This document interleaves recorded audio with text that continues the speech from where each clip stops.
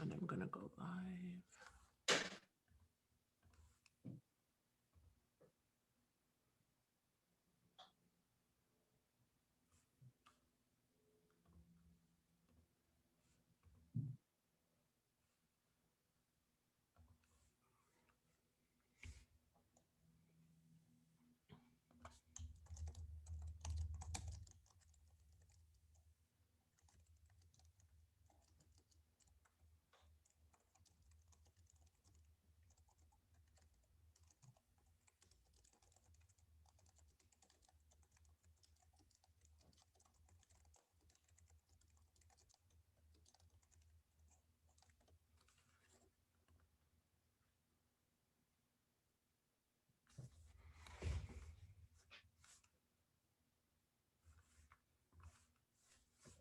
Oh, looks like we're live.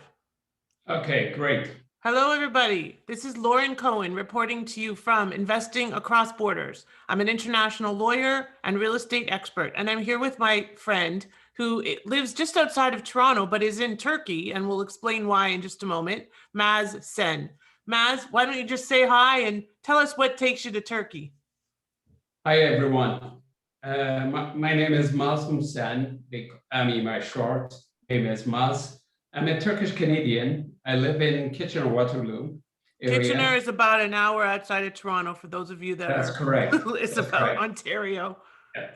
I'm an immigration consultant in Canada, a lawyer in Turkey, and I service my clients different programs. And at this point, I'm in Turkey to promote Turkish program, Turkish Citizenship by Investment program, which is come to effect about a couple of years ago. There are many people, especially people from Asia and Arabic countries, are interested in obtaining Turkish citizenship. That's what I do now.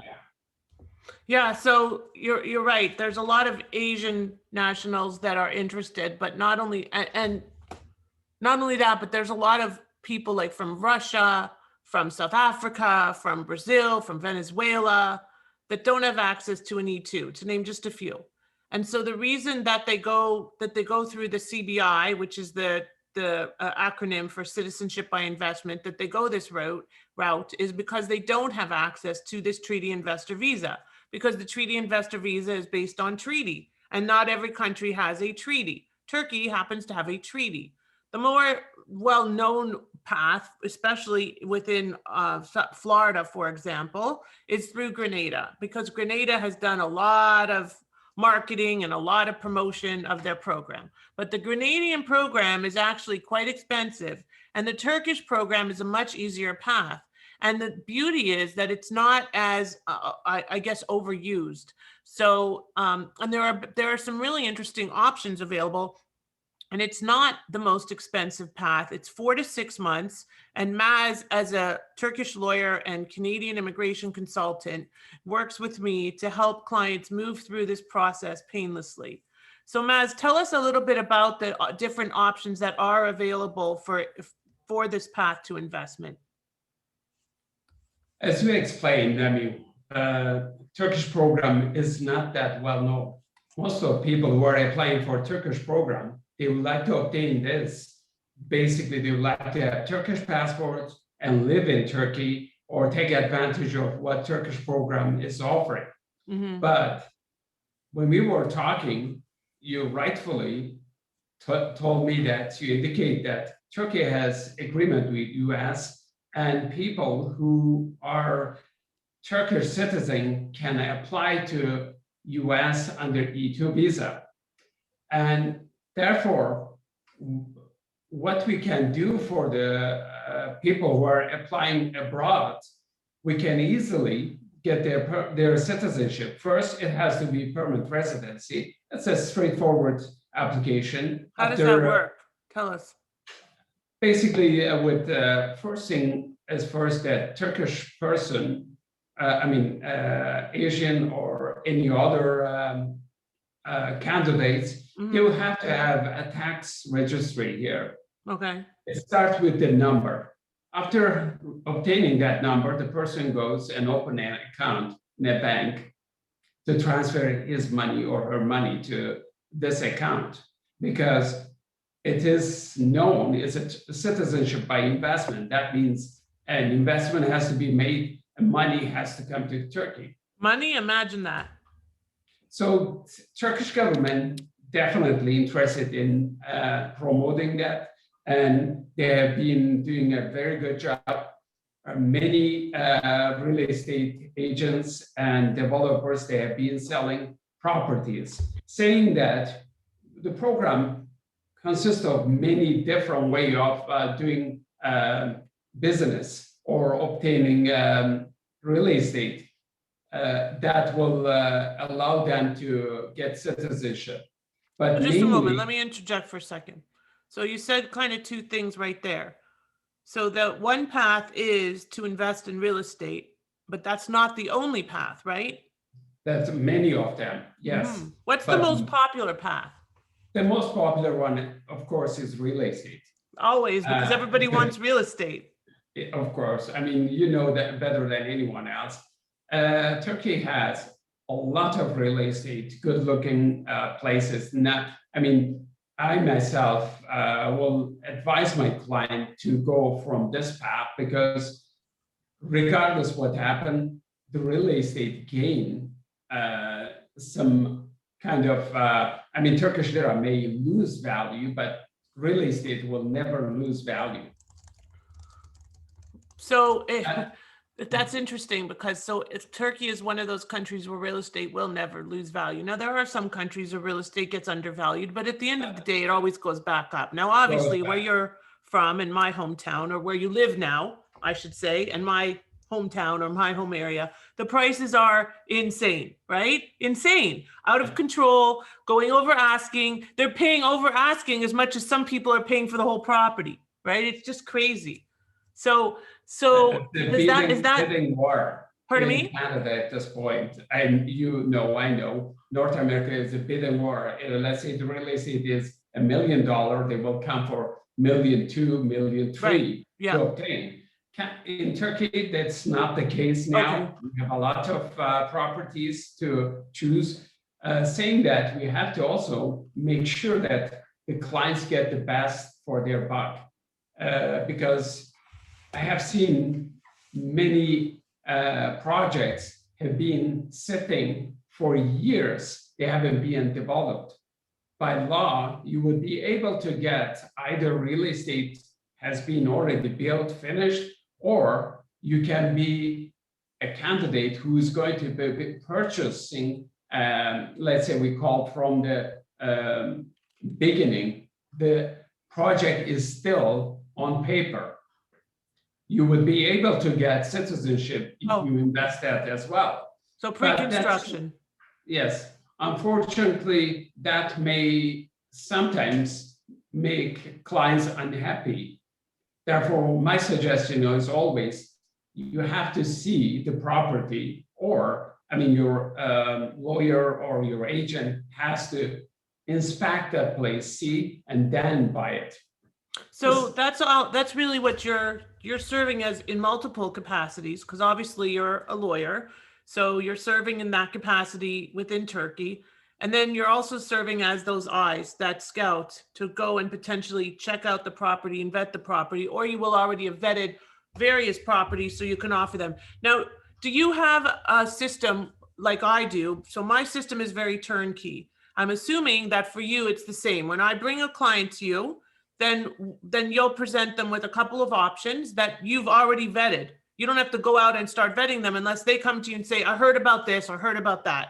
So that makes it more streamlined for them because you've already pre-vetted and they're just ready to go, correct? Exactly. I mean, there's no point of going and looking for hundreds of them. If you know what exactly you want to buy it, we will get a few options. If you want to, it could be more options, but few options will usually satisfy your needs. Right. Yeah. And if they don't, probably you're probably making things more complicated than they need to be, because at the end of the day, this is a path to a path to citizenship. and your investment is a little less important, but the beauty is that in this path, you're also going to have a decent ROI. What's the average ROI, would you say? Well, it depends on years. Sometimes it doubles. I mean, Wow. of course, we're Wow. far from that. I'm not talking about that. Usually it's around 10, 16%. 10 to 16. Okay, well, that's reasonable. I mean, that's a decent return on a real estate investment, especially when that's not the key concern. I mean, you and I both know about EB5, where people were investing in the US, lots and lots of Turkish citizens, not as Yes. many Canadians, because they have a different path and a different, they have different priorities. But anyway, lots of people that had extreme wealth or, you know, were just interested in a path to green cards would invest in this thing called EB5, which I've spoken about many times.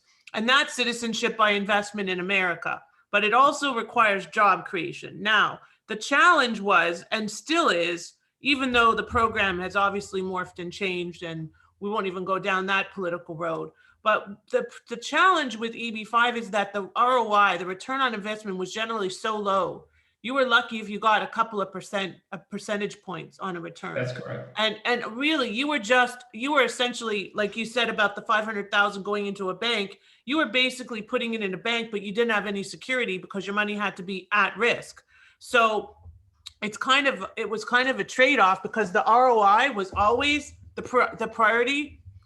No, let me not say that. Let me say generally the priority was the green card, right? And it all, like you said, it depends on where you're from, because people from China were much less worried about the return on their investment than were Canadians or Brazilians, where the money is a little tighter and they're a little closer, they have a closer relationship with it. So, and Turks, I would say, probably were somewhere in the middle. So a lot of people did, and the other problem was with EB5, a lot of people didn't want to give their money to some third party and have no control over it. So there's a couple of options there. So anyway, it's just interesting, the similarities, because for Turkey, you have the option of basically putting the money in a bank, which is pretty secure. Yeah, you can. And as I said, you can put it Turkish or US dollar.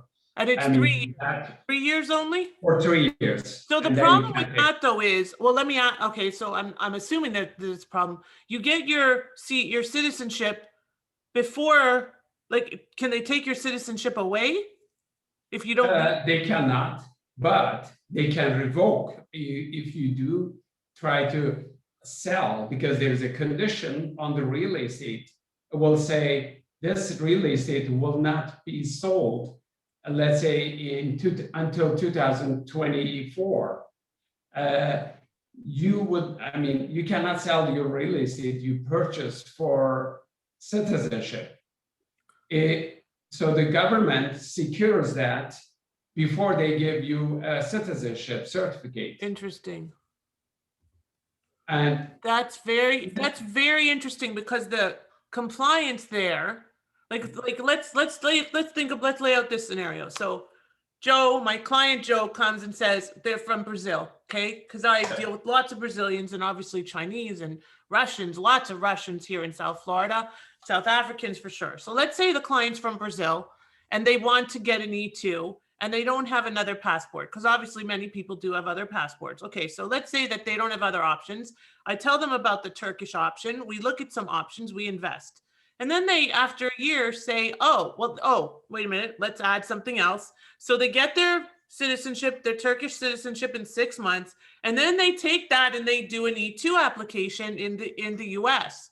They get their E2 another 6 months. So now a total of a year has gone by. Let's even say 18 months. And then they say, okay, I'm done. I want my money out. So they take their money out of, and they lose how quickly does the citizenship get revoked, and how would that impact their E2? Let's put this way: revoking mean basically if something happens before they get their citizenship.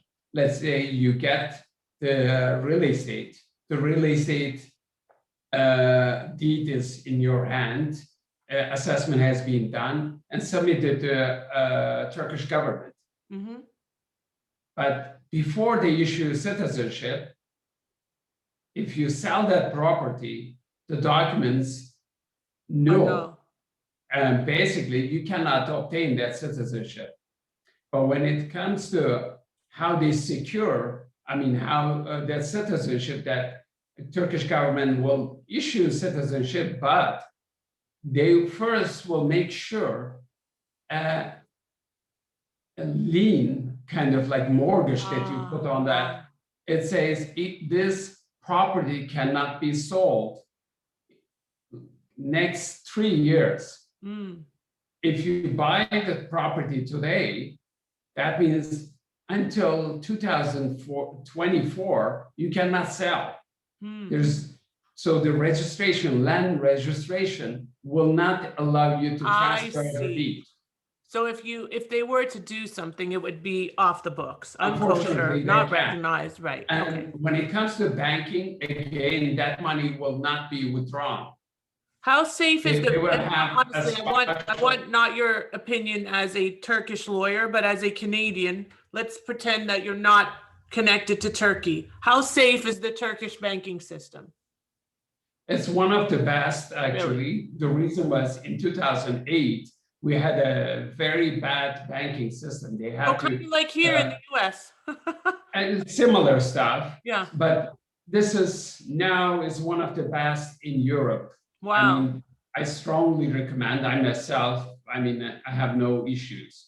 Yeah. So can anybody open a bank account in Turkey? Like, could I come without having any connection to Turkey and open a bank account? You can open an account, no problem. Like every country, they have to look a little bit into the source of fund. Right. But as I mentioned, you have to have a tax number by visiting here, and then how hard is that go to bank. I'm sorry. The tax number. How it's like an It's very straightforward. Basically, they verify who you are. Okay. What kind of they have to verify who you are, and with your IDs, your passports, and you will be giving a tax number. With that tax number, you can go to the bank and then open your account. Okay. So when did you first move to Canada? It was about 30 years ago. Okay, so your kids are in Canada and all of that. Your life is really in Canada. Oh, they're all there. Yes. Now, how much time do you spend in Turkey? Because I know that you've been there for a while now, about a month, right? Yes, I actually have been here 1.5 months last I came. But what I do is my office is here, right, and fully functioning office. And I do have managers, I have staff, bilingual people who can take care of my clients when I am not here. Usually what I do, I rotate. I stay here a month and I go back for a month. Right. If it's necessary, I stay more than a couple months here. So when you're in Canada, you're just kind of, well, I mean, like everybody is remotely running your business, and then you continue to do business development, obviously. Yeah, most of my business is conducted here in Turkey.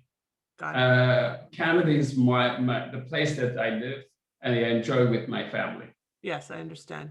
How many people per year use this program right now? Well, depends on the year.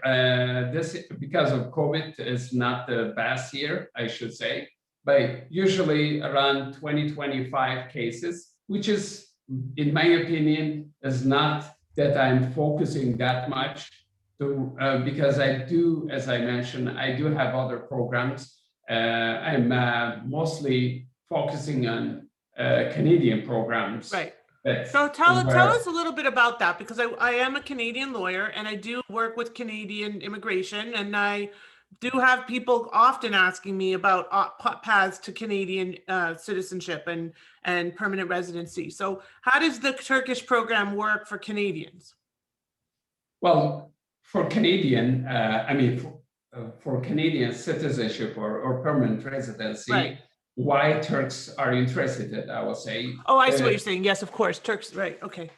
Yeah, the Turks are very much interested in having a better life and having their kids educated in What's better? Tell me what the number one thing is that's better. Well, the first one is safety, and second one is quality of life, and obviously you love the cold, right? You love the cold. Tell me. The cold part, we put that aside. You get used to after a few months, all of a sudden, the cold, the weather, whatever, disappear. The important part is that that's someone who lives in Florida does that. No, no, no. No. Honestly, my kids, myself, and what we do is basically we enjoy winter as a winter. We enjoy summer as a summer. I understand. So if you do that, then you're fine. But Yeah. some people like yourself, you like to have sunshine 365 days. I do. I'm spoiled. I mean, I do deal with hurricanes, but I've got to say, like my mom is every day begging me to move back. I'm like, I can't go through a winter. I just can't. I just can't even imagine such a thing. But believe me, sometimes I miss having that weather too. Yes. After a certain time. Going back to why Turks immigrate there, you're right. Turkey is one of the most beautiful places that you can live because of the weather, the agent being in middle of Europe, close to all of the places. Right, access is easy. The thing is that, the first thing being parents, you want to have your children enjoy a freedom. Right. And the best education is given to you. So Canada attracts a lot of people who have couple kids. Right. They're in middle age and do speak English or French, have certain amount of assets. Yeah. Those are the people who are going Canada. And I have done many cases with Canada. I cannot even count. I have been in that business for over 26 years. So what I have done at the beginning, as you know, express entry, they call now federal skilled worker. Mostly people who are young people who can speak English, who have degrees, experience. With the point system, they immigrate to Canada. Right, yeah, the point system. Second one was Ambassador Immigrant Program. This was a passive investment, mostly promoted by Quebec. It was promoted by a federal government, but later it was abandoned. Now only Quebec does. In a certain amount of people, let's say about a couple thousand per year. Because of COVID, 2020 quotas was not, they were not entertained, they were closed. Do they carry over? No, I haven't heard anything yet. But, by April, they will be able to announce. Hopefully in July, they will start opening. Now, but the problem July, not till July. Wow. That's what I heard. I mean, again, it's all depends on the COVID. Yeah, everything depends. I wanted to go home for Passover, which, as you know, is the end of the month, the same as Easter. And one of my clients is a pilot with Air Canada, and he said, there's ways. I'm like, I don't want to figure out those ways. No, too much quarantine and very restrict requirements. I'm postponing. Right. It's just a nightmare. We were supposed to be in an event in Cabo 2 weeks ago, I think, and they had to cancel it because the people running it are in Calgary, and they're like, we're not dealing with this. I'm just checking if there's any comments or questions. There's not. But Maz, how do people reach you? Because I definitely reach Maz through me, because I will coordinate all of the other components with Maz. But how do people reach you to find out more about this citizenship by investment in Turkey? Okay. I'd like to just add one thing about Canada.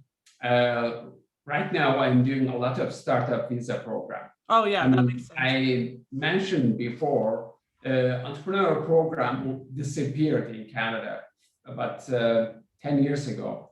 But later, it was replaced by a startup visa program. If you have an innovative idea, and if you want to bring that to Canada, Canada welcomes you. Yeah. But you have to have a certain amount of money again. How much is the startup visa? Is it $250? $250, there's no number. $250 is basically a ballpark or rule of thumb. If you have that much money, you can operate and comfortably live in Canada. But the person Listen, the after truth that, is, it's not a bad country. Unfortunately, right now, or fortunately for me, lots of people are done. Like they're just done. The lockdown has really set people off and they want freedom.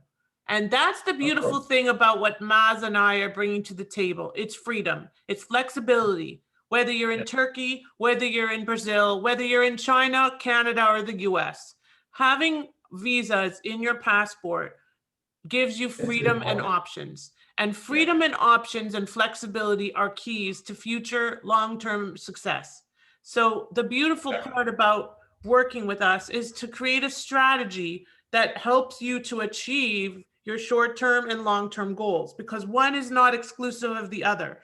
And maybe Canada's in your future, and maybe the US is in your future, and maybe both are in your future. Or if you're Canadian, you want to invest in US real estate, or vice versa. That's what we're here to help you with. So please exactly. connect with us. Maz, thank you for your time. Stay My safe in pleasure. Turkey. I'll come and visit those properties very soon, God willing. In the summer, I'll be able to go overseas, go to Israel, and come to Turkey. And I It'll thank be you. my pleasure. Thank you. This is Lauren Cohen. And if I'm in Toronto, I'll definitely drive to Waterloo. No problem. And I take that back. There's not going to be an if I'm in Toronto. I will be in Toronto this summer, come hell or high water. I'm Lauren Cohen. I thank you for joining me today at Investing Across Borders. It's been my true pleasure to work with you and share some ideas about opportunities for citizenship by investment in Turkey, which is a beautiful Yes. country with some amazing bazaars and amazing shopping. And it's very cheap these days, Very especially inexpensive, dollar right? value is very high. Yep. And I will also say that I'm pretty sure that eXp Realty will be expanding into Turkey before the end of 2021, which is very exciting. We just announced today that second quarter we're going into Spain, Colombia, and my homeland, Israel, which is a big, big deal. So we're super excited about that. So thank you again for joining me today, and we'll see you soon. Thank you. Thank you. Take care, everybody. Lauren Cohen, Investing Across Borders, where we teach you how to navigate your way to invest, live, work, and play across borders. Thanks, everybody. Bye for now.